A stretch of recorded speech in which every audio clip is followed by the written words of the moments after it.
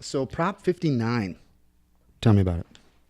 Well, Prop 59 is a message that would instruct California's representatives in Congress to do everything in their power to overturn Citizens United. It's a message. It's not binding. Interesting. Well, I think we brought on our good repeat offending guest, Dave Jette, to tell us about what he thinks about Prop 59.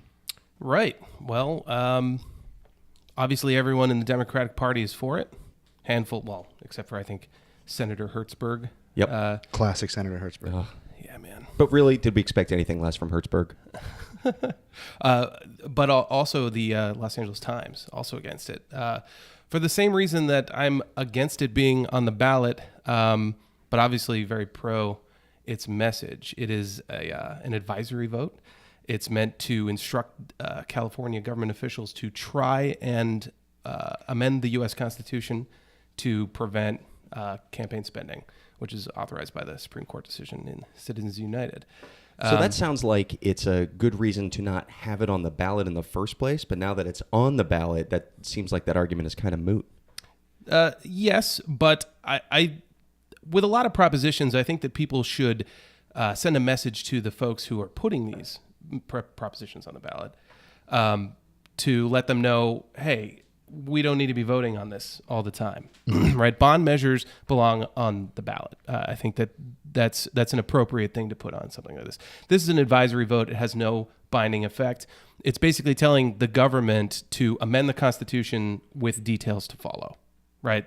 Which I don't think writing a blank check for constitutional amendments is necessarily a good idea. If they had actual text of how they were going to amend the First Amendment to the U.S. Constitution, then, yeah, maybe we should all give a yay or nay on that. But right now it's just kind of like, hey, try to do this, will you please? Yeah, and I think that maybe the Solicitor General could go into the Supreme Court with a handful of these from populous states and say, well, you can see here that in addition to the legislation and the intention of Congress in passing campaign finance, you also have Democratic support from X number of voters saying that they want this. So, you know, that will have an impact on the interpretation of laws. The Supreme Court does bring into effect popular opinion. That's why gay marriage took so long to get passed. Once it got past the 50% mark in national polling, which was, I think, season 5 of Will and Grace. I think so. I think it coincided there. I'm so happy it's back. Mm-hmm.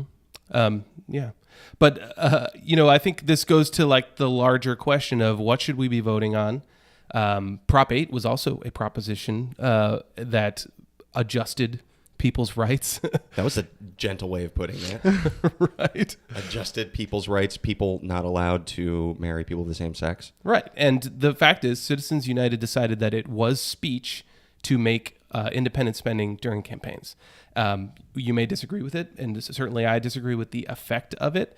Right now, we're seeing Hillary Clinton benefiting from this decision with the massive outside spending that's going on to benefit her, which is really ironic considering Citizens United was a case about her and spending against her in 2008. Mm-hmm. But in general, you shouldn't really be able to vote away people's constitutional rights. Well, and if you're following the money, there's $15,000 in the committee to overturn Citizens United yes on 59 and $0 against.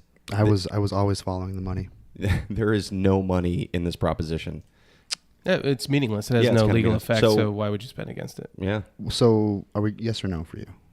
I'm going to vote yes for the reason that I said earlier, that I think that a lawyer could go to the Supreme Court and show Democratic support to overturn that case, or to show support for a constitutional amendment for campaign finance reform. But in general, the people who put this on, and I think it was Gavin Newsom, Lieutenant Governor, that really led that effort, should probably know. Future governor. Possibly. Yeah. Possibly. No, yeah. Jerry Brown is going to be... For life, governor for life. For like 300 years, he's going to be governor of California. He's going to take 20 years off, come back for 20 years. 20 years off, come back. I'm calling it right now. Mm-hmm. Every generation is just going to forget. They'll be like, oh, yeah, he's old guy. Yeah, he's guy. Come back. He's going to be in all the Star Wars. He's Mr. Freeze. Yeah, I think Kylo Ren killed him in the first scene. Spoilers. Sorry. So that's yes on 59. It's a yes on 59. Thank you, yes. Dave. Boom. Do we need to do anything for like a wrap up, like yes on 59 or anything like that? Or 2 thumbs up. You want to montage it? Yeah, exactly. Yeah, it's like yes on 59, no on this, yes on that. Sure. Okay, ready? Go for it. 1, 2, 3. Yes, we have to do it together. No, we don't.